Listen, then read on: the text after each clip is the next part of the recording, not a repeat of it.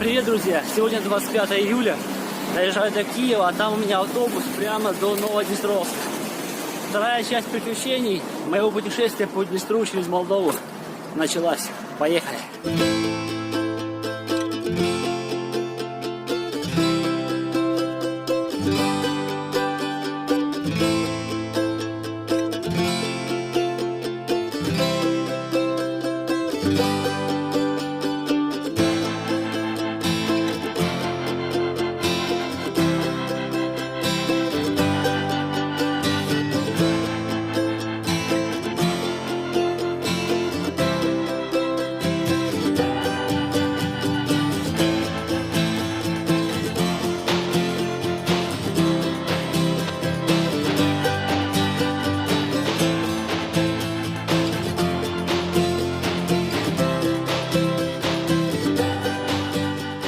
Наконец-то встретились с Анатолием Васильевичем, он меня забрал, я не знаю, что бы я делал без него на другом краю страны, честно.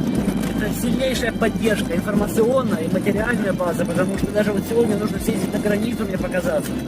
И места, которые здесь пешком бы мне нужно было потратить больше времени, чтобы увидеть. Вот, все, я в надежных руках. Сейчас на границу обратно, подготовлю материал, еще не до конца подготовлен. И завтра выступлю здесь для детей, для взрослых, расскажу то, что я увидел, свои впечатления.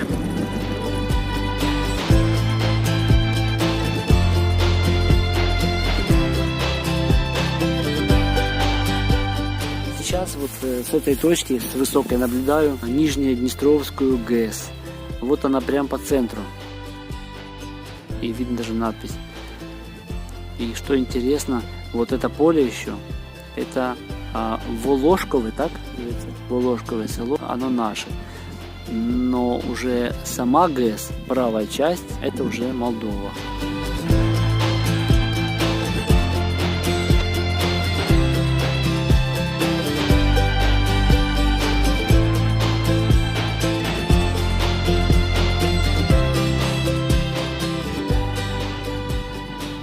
Сейчас нахожусь возле верхней аккумулирующей Днестровской ГЭС. Вот такой огромный запас воды вмещает в себя 35 миллионов кубических метров воды.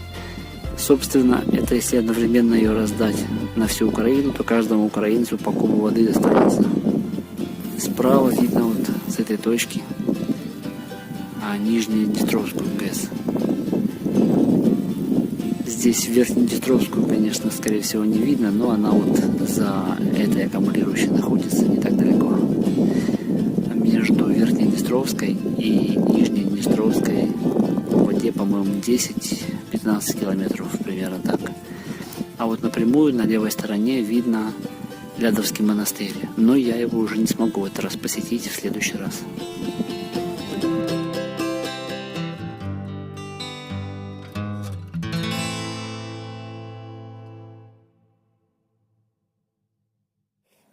Знак є межовий між Василівкою і Розкопинцями. Тут написано Хотар. Хотар – це межа, границя. Василів, тобто село Василівка, Ага. якщо туди з'їхати. А з наступної сторони буде написано Хотар села Розкопинці.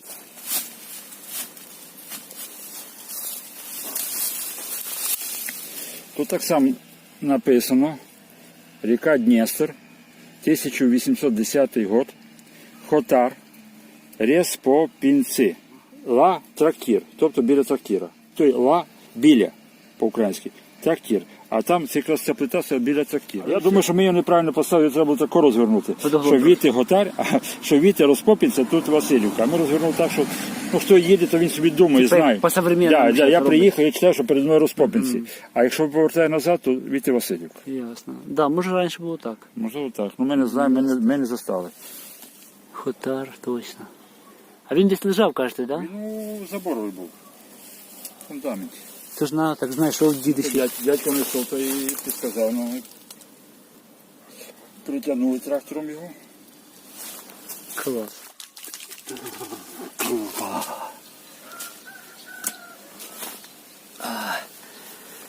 Доброе утро, друзья.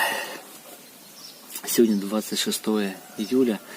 И вы помните, я закончил путешествие. Мне было 24 дня в пути. Меня не было ровно, нет, не ровно, 1,5 недели, плюс-минус день.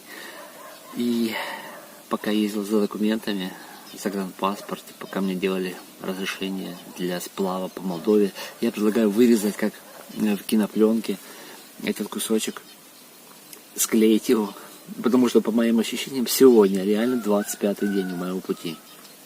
Итак, доброе утро, сегодня 25-й день в походе по реке Днестр. На часах 6. Я проснулся с будильником пораньше, сегодня 5:30 поставил. Поставил чай, кофе. Сейчас быстренько еще подготовлю фотографии. В 10 часов будут и журналисты, и дети, наверное, и местные, и, может, еще даже с Новоднестровска. Вот. Я прям подвисаю, честно. То есть я, может, до конца не осознаю еще сложность проекта. Надеюсь, это откатит волна вот этого такого легкого напряжения, волнения от происходящего. И я дальше себе погребу, как игрок, не задумываясь о том вообще, во что я вообще влез. Серьезно, это очень сложно. И то, как это происходит, это очень волшебно. Люди, которые появляются на моем пути. Ладно, что-то много болтаю, все. Поехали. 25-й день пути. Впереди еще 660 километров. ГЕС і ці споруди нам чуть-чуть, як то кажуть, відвели нас. Але для того, щоб вернутися в дитинство наших старших поколінь, і ви ще побачили, яке в нас було дитинство на Дністрі, то ми зараз легенько пройдемося по фотомонтажу, який я зібрав по річці Дністер, то, що я зібрав. А потім пан Михайло буде розказувати те, що він побачив. І в нас присутні представники, як називається, був? Прутосерецький. Прутосерецьке управління по басейну Дністра і Прута. Сємченко Володимир, заступник начальника Дністровської ГЕС Деняко Василь Андрійович, представники газети Інна Михайлівна Гончар, що я буду знати. Тут ми в такому спільному ракурсі попрацюємо. Є директор школи Тамара Іванівна, Олеся Константинівна з сином Миколою, теж старі туристи. От вони пройшли також цим маршрутом. Зараз ми також вернемося десь у дитинство минуле. Ну, я думаю, що ми в такій легкій роботі проведемо сьогоднішню зустріч.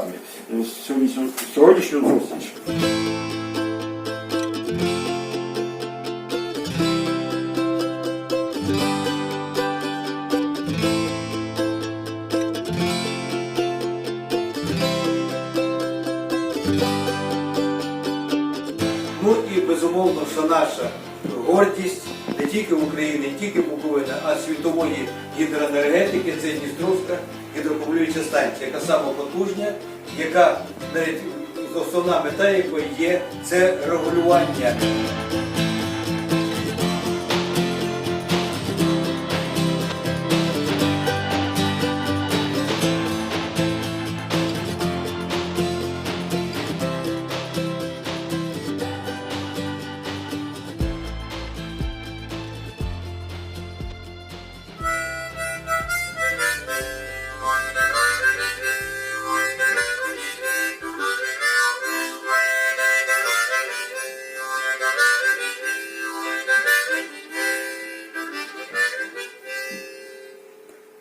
Рассказал детям о своем путешествии, как видел, как понимаю, свое путешествие со стороны путешественника. Все уже разбежались, мне еще подарили вот такую замечательную картину. Я не знаю, как ее довезу до моря, у меня все плотно утрамбовано. Может быть, почтой попрошу отправить ее домой. Ну, в общем, очень красиво. Есть возможность сейчас попасть на ГЭС аккумулирующую, на саму станцию. Пользуясь случаем, посмотрю, что там.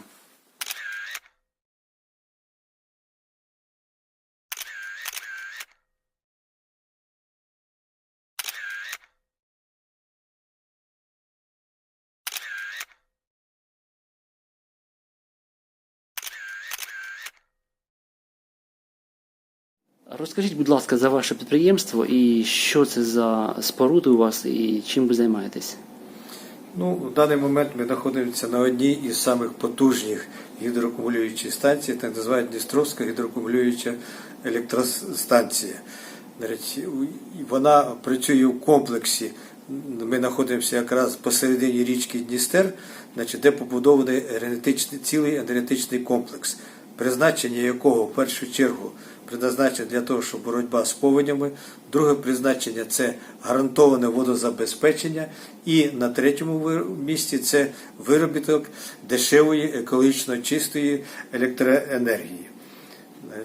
Принцип роботи нашої станції заключається в тому, що ми в нічний час, коли працюють атомні станції, теплові станції, які неможливо зупинити, ми дешеву електроенергію, якої в нас достатньо є, ми її використовуємо і закачуємо її в воду, в верхню водойму на висоту 150 метрів, штучно побудована водойма об'ємом 38,8 мільйонів метрів кубічних.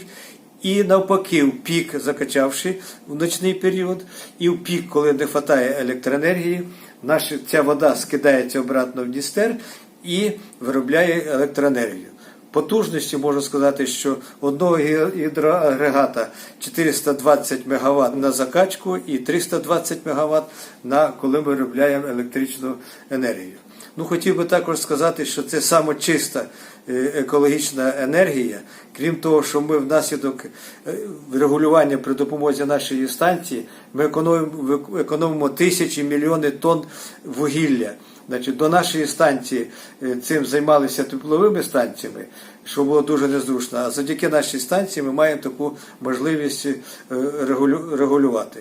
І ще одне хотів сказати, що люди, які не обізнані в цьому, думають, що ми забираємо воду і вона пропадає. Де коли особливо засушливі роки, нас звинувачують те, що ми забираємо воду. Хоча воно зовсім не так. Ми вночі воду забрали, а протягом доби, дня ми цю воду назад скинули в Дністер. Так що ми практично нікуди цю воду не забираємо. А якщо розглядати далі, то при допомозі ГЕС-1 ми маємо, яке побудовано безпосередньо на руслі Дністра, за допомогою якої зарегульовано сток Дністра, і завдяки створенню Дністровського водосховища, довжина якого більше 200 кілометрів із об'єму 3,3 мільярда метрів кубічних, ми дійсно забезпечуємо те, що я початку сказав, що ми, нема боротьба з повенем, як такої повені немає, тому що коли йдуть великі припливи, наприклад, як були останні припливи, були там 8 тисяч метрів кубічних в секунду, а буквально 2 роки назад, коли зайшов, було всього-навсього 30-40 метрів кубічних в секунду. То ви можете уявити, що би було б, якби приток, і притом 2 роки приток Дністрів був всього 40 метрів кубічних в секунду. А завдяки водосховищу і спрацюванню водосховища ми мали можливість гарантовано скидати по 120, по 130 метрів кубічних. Тим самим забезпечили санітарний пропуск води і, безумовно, гарантоване водозабезпечення. І я ще раз підкреслюю, при тому виробляючи дешеву електроенергію. У нас є столітнє спостереження, які були припливи і які були навіть максимальні, мінімальні. Виходячи із цього, екологами прораховано, що повинно бути мінімум хоча б 100 метрів кубічних для санітарного пропуску ніде. І в тому числі це не тільки водозабезпечення, санітарний пропуск, а це ще і обводнення плавнів дністровських, які за допомогою нашого водосховища ми можемо це робити. І щорічно при допомозі цього ми робимо так називаємо екологічні попуски, які погоджуються Республікою Молдова з одеськими екологами, рибниками. І над цим проходить таке обводнення дністровських плавнів. Наприклад, приток по Дністру йде там, допустим, 150, то ми розрахунок робимо, маючи прогноз, який буде загальний об'єм води, ми робимо розрахунки і кажемо, що для оптимального обводнення потрібно, щоб протягом 5 днів було не менше, допустим, 250, 500 метрів кубічних. І завдяки цьому ми виконуємо ще і екологічну таку проблему.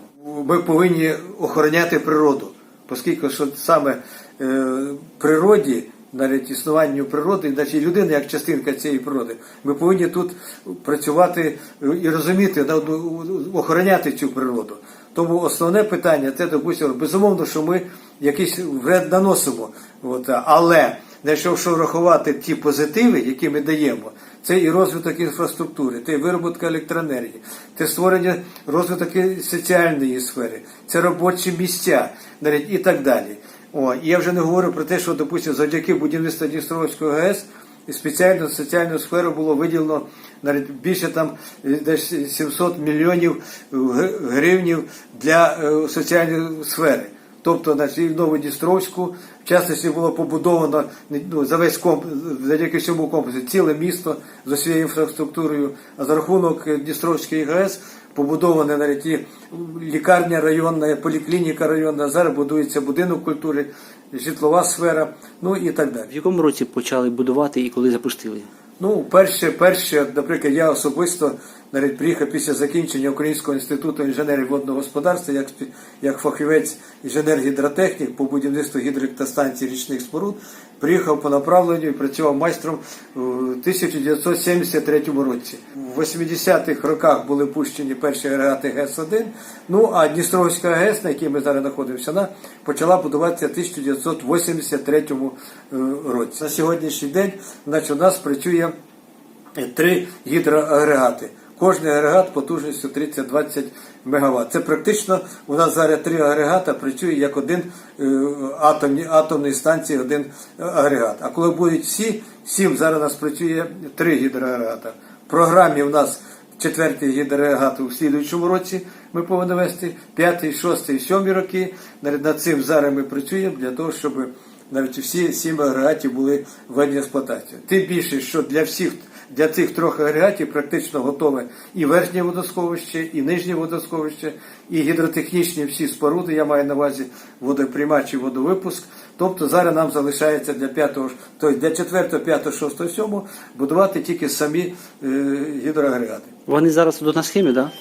Так, отак ми можемо бачити, що в нас перший, другий і третій агрегат працюють, 4-й агрегат ми будуємо, і далі перспектива 5-й, 6-й, 7-й агрегат. І на цій картинці ми бачимо, що це у нас водовипуск, це як практично Дністер у нас, це нижнє водосховище. І якщо піднятися, різниця між верхньою водоймою і нижнім водосховищем у нас виходить 150 метрів. От ці водопроводи, діаметр цих водопроводів 7,5 метрів. Да, і це от збоку також схема, так? Так, а це показаний розріз. Якщо дивіться, це у нас верхня водойма, в цьому різниця цієї відмітки і на тому. І от ви бачите, вертикальний ствол йде, далі наклонений сфер. Сам гідроагрегат, який, коли ми подаємо напругу на нього, він обертається проти часової стрілки і працює як насос, закачує воду. І навпаки, коли ми цю воду скидаємо, турбіна повертається за часовою стрілкою і виробляє електроенергію. Да. Дякую дуже. Я взагалі вперше бачу таку конструкцію і дуже задоволений, що пригласили мене сюди. Дуже вдячний. Дякую. Дякую вам також. Я б хотів би ще, користуючись нагодою, оскільки ви, як людина свого напрямку професійно, спілкуєтеся з людьми і пройшли весь Дністер від його початку, і я надіюся, що ви також успішно пройдете до Чорного моря, до плавнів і спілкуєтеся з людьми. Я б хотів би, щоб ви також проводили роз'яснюючу роботу про те, що це тільки початок. У нас енергетики в цьому світі використання водних ресурсів десь на 80-90%. В нашій Україні ми використовуємося на все десь на 12-14%. Тобто у нас є велика перспектива. На жаль, не всі ці розуміють, що це дійсно розвиток території, розвиток всього. От, наприклад, у нас є в проєкті, розробляються зараз технічні умови щодо будівництва верхньодністровських електростанцій, малих, не таких потужних, як у нас, а де вода буде підніматися тільки навсього на 20-24 метри, практично до того рівня, коли бувають максимальні повені. Щоб менше було затоплень і так далі. Но зато, якщо навіть частина там буде затоплено цих територій, то якщо врахувати, що буде розвинута інфраструктура, що буде надані робочі місця, зарплата, і, звісно, що буде, якщо розумно підійти по екології, то значить буде і покращення екології, створені умови для рекреаційного призначення, того, щоб люди могли і відпочивати. Так, як робиться це в всьому цивілізованому світі. Ясно. Дякую.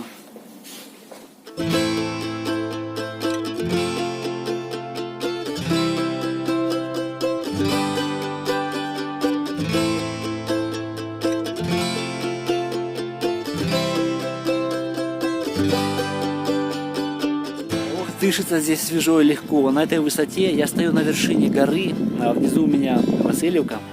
И вот с этой точки видно все ГЭС. В той стороне, ну правда да, вот эту ГЭС очень слабо видно, но она там есть, поверьте. Вот внизу нижняя часть, аккумулирующая ГЭС, которая воду поднимает вверх, выбрасывает. Вот верхняя ее часть, там где находится вода, вот прямо здесь. И вон там, где-то за поворотом, находится Нижнеднестровская ГЭС. На расстоянии 10-15 километров находится 3 ГЭС. Это общий комплекс, но каждый из них, как независимое государство, есть свой директор, и они делают свою работу, вырабатывая электричество. Место очень уникальное, видно далеко. Я думал, 5 километров, туда оказывается 8 километров по прямой видимости. И, собственно говоря, вот куда меня занесло. Это только маленькая часть нашей необъятной родины, но очень интересная. Находится на границе с Молдовой. Если бы не этот сплав по Днестру, я бы даже никогда про это место не узнал.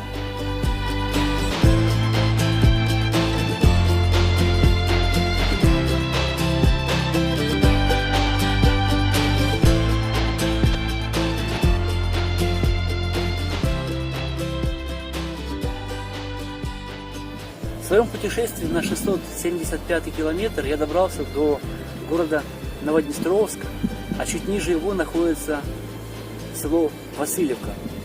И в этом селе есть замечательный глава сельской рады Анатолий Васильевич Зелен.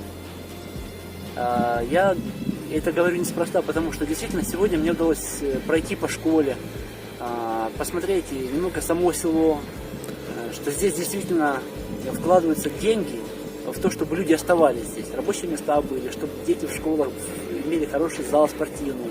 И чувствуется по всему, что здесь есть хозяин. На самом деле.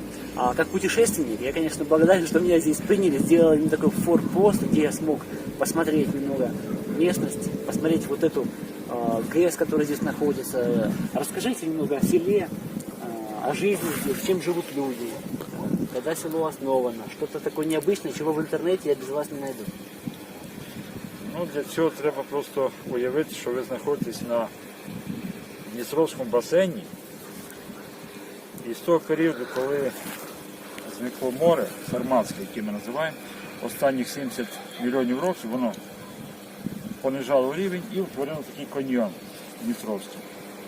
В результаті цього появилися маленькі річки, які впадають в Дністер. Правий приток і лівий приток. Ну і за всю історію Дністра Дністер був завжди прикордонною річкою. Тобто на одній березі жили одні люди, на другому другі. Ну і по перепису Геродота, то саме по правому березі згадується плем'я тиверців, а по лівому поляни, вищі угличі, такі далі древляни племена. Ну, пізніше вже з часом ми пам'ятаємо славні часи Галицько-Волинського князівства. І саме, коли ми дивимося на ці назви, які є, місто Василів, Галиця, Прибута на Галиці, це саме якраз кінець того рубежу Галицько-Волинського князівства. Далі починалися степи молдавські, там практично для інформації, хто там жив, ми мало маємо. А ми якраз на такому рубежі.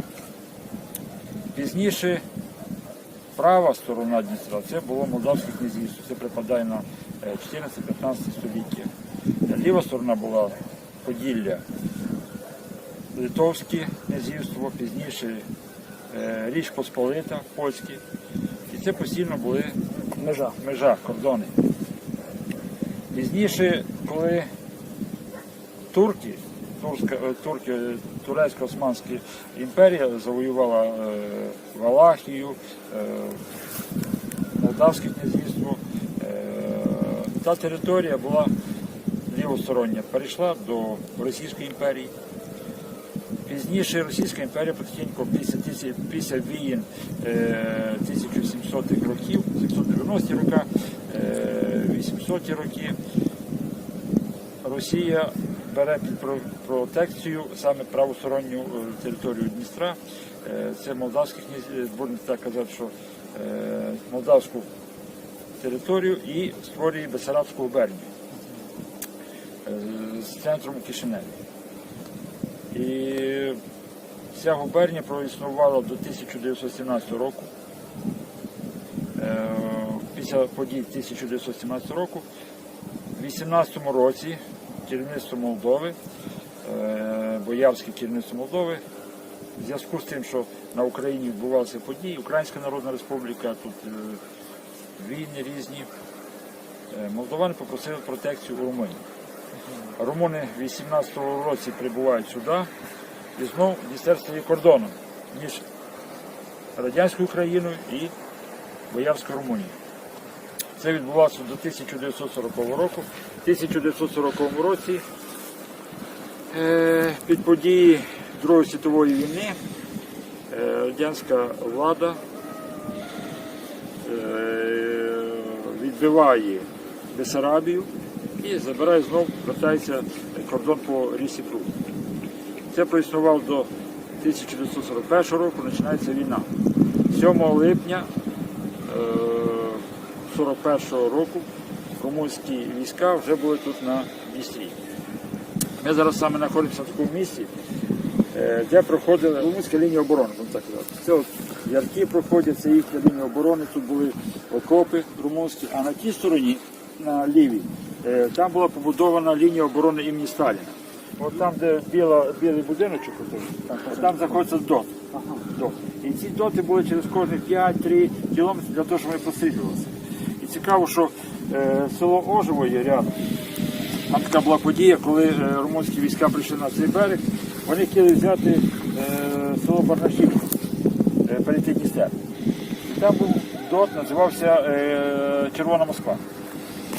По всій версії, коли румуни почали підніматися на гору, в ДОТі було 4 або 6 радянських військових. Вони відкрили вогонь з кулеметів. Румуни почали бігти назад до Дністра, а на горі Ожевській була румунська артилерія. Вони подумали, що це наступають радянські війська. І по своїх відкрили. То румунів наскільки багато набили, що в Ожеві цілий кладовище є. Там поставили за кожного румуна, там по званню, по імені, фамілії, на кожного є хрест, його звання, то там дуже великий цвинтар. В 1943 році, коли він був під час війни. У мене в селі є ці поховання, в Волошкові є, і так по Дністрі, де трупи виловлювали, так їх і дуже багато при руминах. Коли румини в 1918 році прийшли сюди, вони на кожного члена сім'ї дали по 2 гектари землі. Десь тут зверху. Так, зверху, знизу, там, якщо знизу, то трошки менше, зверху на кожен член. Але так не в кожного був реманет, не в кожного були воли, не в кожного були коні, то люди почали давати свою землю в оренду, в спілку продавати. І в кінці кінців залишалися такі окремі господарі, що тримали землю, а інші практично робили в нього. Тобто, виходить, так, на сьогоднішній день так само, як фермерські господарства. Землю має, люди, а там працюють. Так, там працюють, так. Ну і в 46-му році прийшла колективізація, якраз була велика засуха по Західній Україні, і люди почали, урожаю немає, почали голодувати. Саме по цих річках, що я веду, по наших річках, Сокирянка і Кобилиця, дуже було багато млинів. 25 млинів водяних було. Це до 46-го ще? До 46-го року. 25 млинів це в селі. І так виходить, що люди почали бідувати, і під цю шуміху радянська влада проводить колективізацію. Тобто для того, щоб ви вижили, має бути колгоспне господарство, і в людей почали силою забирати реманент, сівалки, косарки, борони, плуги. Все. У мене є перепис того, що забрали мого прадіда, то це було 2 волів, корова, 3 вівці, борона дерев'яна, а в другого діда забрали млин. Млин був там, де та синя приміщення, це був млин. До останніх 80-х років він був ще стояв. Так.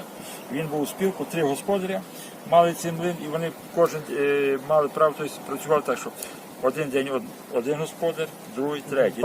По очереді, так. І це вони тримали. В 46-му році цього не забрали. Діди пішли на роботу в колхоз і мали вже практично, стали всі рівні. От, працювали за трудодні, мали, тобто їм давали раз на рік гроші, а то практично працювали. Були хазяїном, стали вже. Да, стали, да. От таким чином. Ну і потім розвиток села отримався в 50-х роках уже. Пережили голодовку, трошки, як то кажуть, стали краще жити. Почали будувати ферми, склади, з'явилися перші машини, трактори, тобто вже пішов підйом. В 55-му році провели радіо. За рахунок того, що наше село займалося тютюном, і на виставці ВДНХ в Києві вони зайняли перше місце по тютюнові. І для того, щоб якось відмітити, то їм дали радіовузел на село. Ну, вже дроти вони самі розтягнули, тарілки Да, в той поставили час собі. це було Так. таке Це, рідкість. звісно, і голова колгоспу, вже не виходячи з свого кабінету, розказував, які ланкові, куди йти працювати, яким бригадіру що Керував. робити. Керував, Мобільно. да, виходить, це гува, говорить радіовузел села Васильівки. От, таке було. Ну, практично чули його, і липчани чули, і Ожеву чули, це всі чули, цікаво було. Світло провели де в 60-х роках. Не було, Не- було вже радіо, а не було чи світло? Не було світло. Було світло на фермі, і то вони запускали дизельний такий генератор, він це працював, поки дойка йдеться тільки, щоб підсвітити. Все. А то світла практично в селі немає. Десь місцевий пан, це ще при десь 20-30 роки, ще при руминах, побачив, що роблять парники. Ну, плівки не було. Але він замітив таку річ, що береться бумага, опускається її в олію, вона стає маслянистою, вода не попадає, тобто не мокне, вона стає так дерев'яна, і зробив такі вікна. От. І в цих парниках вирощували розсаду. А якщо ти вирощуєш розсаду, то ти гарантія маєш на якісь 2-3 тижні ранню розсаду і ранній урожай. І за рахунок цього раннього урожаю наші люди постійно торгували це сокирями, Окниця, Єдинці. Да. От. І всі знали Васильівські огірки, це столиця практично огірків була. Потім вже перець, капуста і так далі. А вже коли появилися пізніше, вже після війни, почали робити вікна з стекла. Тут була у нас огородня бригада, вона називається, ця долина називалася повністю Золота долина. Була огородня бригада. Оце скільки ми бачимо, да, це Золота долина називалася. Чому Золота долина? Була огородня бригада, вирощували ранні овочі. Починали огірки, капуста, кріп, перець, помідори. Практично ця долина кормила 4 області. Вінницька область, Хмельницька, Тернопільська, Львівська. Ось така долинка. Це звідки приїжджали машини, фури приїжджали, люди практично це робили в колгоспі на розхват. І практично колгосп був мільйонер за рахунок цього. Крім того, що була і тут наверху птахоферма, вівцеферма, яйці давали, шерсть давали, молочна ферма, ферма для вирощування бичків, племінні бички були. Тут цікаво було в Радянському Союзі, коли ми сіяли таку, от гречку ми сіяли, ми в магазинах не бачили. Це хто приїжджає з Москви, привозить там 2-3 кілограми гречки, хоча ми тут свою мали. І багато такої продукції було, що ми вирощуємо, але не бачимо цього всього. Молочна ферма. Ну, масло ми купуємо в магазині. І то нам привозять. Виходить, молокопродукцію виготовляли і все здавали. Все здавали. Нічого да. не лишалося. на селі. Привозять бідон чи два, там привезуть 2 бідона молока і бідон сметани. Воно розліталося. Сметана така була водяниста. Що ти наливаєш, от вона якась комками. Так. Це не та сметана. А люди не тримали худобу? Не тримав, тому що село в долині і дуже мало землі. Нема де Практично випасати. де випасати було. В 70-ті, 80-ті роки пішла велика торговля з Могилів-Подільськом. По десь 70-х років почали ходити 2 теплоходи. Один швидкісний, а другий так 50 км по Дністру. 1,5-2 години ми вже в Могилів-Подільську. Там вже привозимо свої огірки ранні. От, і на той час огірок коштував перший рік 5 рублів. Тобто 5 на 5 рублів це ми могли купити кілограм ковбаси. Сьогоднішній кілограм ковбаси це скільки хороший 150 гривень. Да, не стільки огурків. Да. Тобто уявіть собі на сьогоднішній день, щоб огірок коштував 150 гривень, то це пізніше вже почав 83 рік, почали будівництво Дністровської ГЕС. Тут було село, частина села Васильівка, Розкопець. Ось ці є ще перед нами. Так, це ще перед нами. Віці висели десь 120 будинків. На новий план, там квадрати є. Людям збудували, так? Збудували, так. Але я, розумієте, тут жалко людей, в принципі, вони отримали, кожен по-різному можна сказати. Хтось мав добротну хату, кам'яну, там, цегляну, по-різному, а хтось мав маленьку халупу. Але проблема в тому, що через те, що колгосп жалів землі, їм нарізали 10, 12, Значить, дача. 10, 12 соток, 15 соток, тобто як курнички поскладали на купу. О. І людині образно, вона мала тут 50 соток Да, а городу, там дали 10. а там 10 дали. Скільки в селі на сьогодні людей живе? В мене два села, Василівка і Розкопинці. То разом, якщо взяти, то 1465 людей середньо. Це тут Василівка. І Василівка це центр Василівки, Там тягнеться, ви а казали. потім тягнеться ще 7 кілометрів, Василівка тягнеться по каньйону, вздовж річки Кобовча. А по тому каньйону йде село Розкопинці. Ми з вами тоді були межовий знак, там знаходиться межовий знак, село Василівка Розкопинці. Тобто та частина була Розкопинська, а це була Василівська. І так воно тягнулося аж до Дністра. Саме головне, що парубки, які ходили до тих дівчат, ті до тих, то ці парубки дуже ревнісні були і били постійно один одного. З вашого ревнісного? Чи з того села? Віті, А, так. там, Це там. не дай Бог, щоб піймали там якогось парубка, що Розкопинський парубок йде до Васильівської дівки, то це він гарантії отримав по шиї. Дуже добре. На горіхи. А тут була річка Кобовча, от вона зараз, от де йде от та полоска, от чорна, це річка Кобовча, зараз знаходиться під землею, да. І виходить до Дністра. І це там було декілька містків. І це ті чатували, ті звідти чатують на місткові, а ті звідти чатують. І або той получить, або той получить. От, хто хитрий, то перейшов річку в будь-якому місці, пішов городом, ніхто не бачив. А хто такі трошки хотів отримати, то получав точно. От. А ви вже головою скільки років тут? То вже 17 років. 17 років? Так. Це вже мощно, це вже... Ну, практично, ті діти, що родилися в моєму році, 2002-му, то вже з школи вийшли.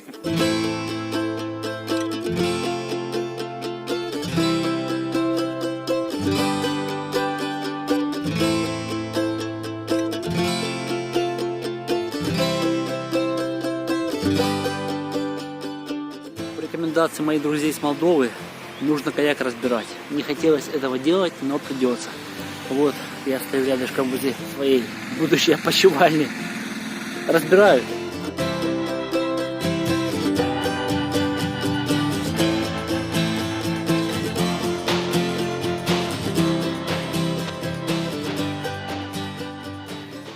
Минут, лодка разобрана. Ну вот такой бардак, правда, вокруг. Сама лодка уже в сумке. Моя задача как можно больше вещей, вот эти гермы, все засунуть в эту сумку. Всего у меня должно быть 2 вещи завтра утром. Это вот эта сумка с подлодки, с лодкой и всевозможным моим барахлом. И рюкзак, с которым я приехал. Иначе больше я не дотащу. Максимум еще пакет с продуктами, если я буду покупать что-то утром, но нежелательно. Вот такая история.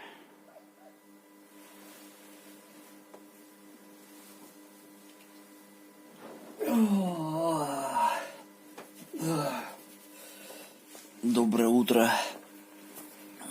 Сегодня уже 26-й день моего путешествия.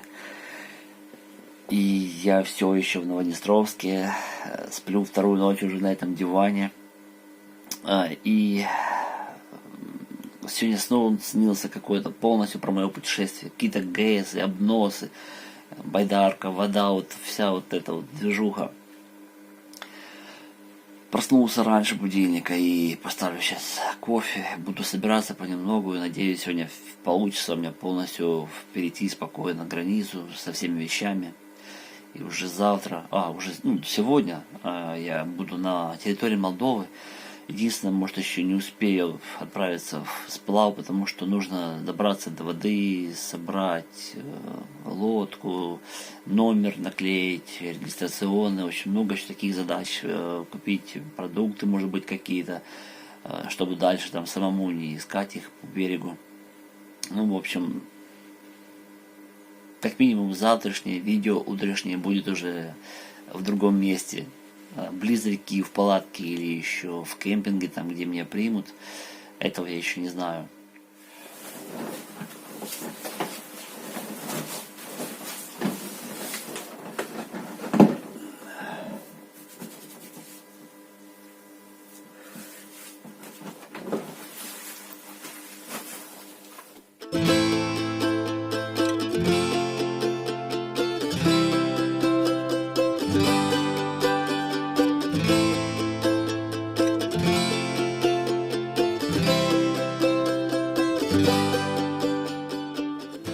снять, показать вам на видео, как компактно я выгляжу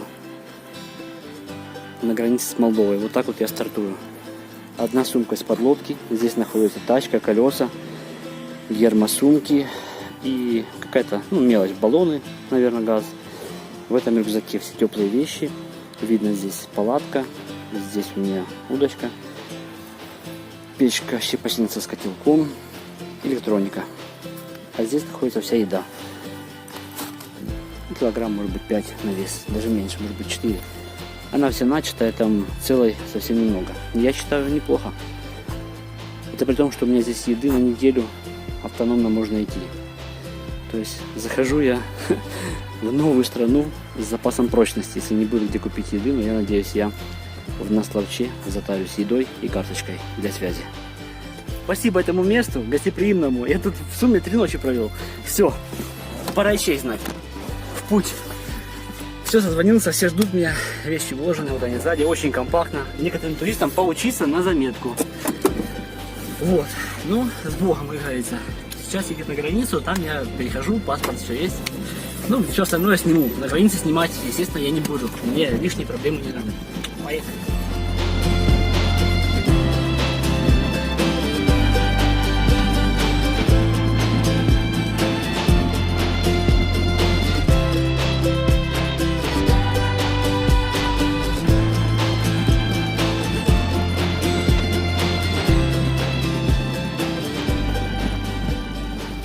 Друзья мои, вот так я выгляжу, переходя границу с Молдовой. Ну, практически мобильно, все на себе, мне нужно пройти метров 150 пешком, там меня Дмитрий заберет, мой новый друг. Вот, я хочу поблагодарить Анатолия Васильевича. Дайте, я хочу, чтобы руку было мою видно, крепко жму за помощь, за то, что гостеприимство, принимали меня как родственника. Хочу, чтобы вас сонечко бачило. Як родственника мене приймали, дуже вдячний вашому краю, вашій гостинності. Кажуть, у нас на Бессарабії чистої води і ніякої біди. Добре, Перекатів пороги і надійні друзі. дякую, дякую. Все, помандрував я в ту сторону.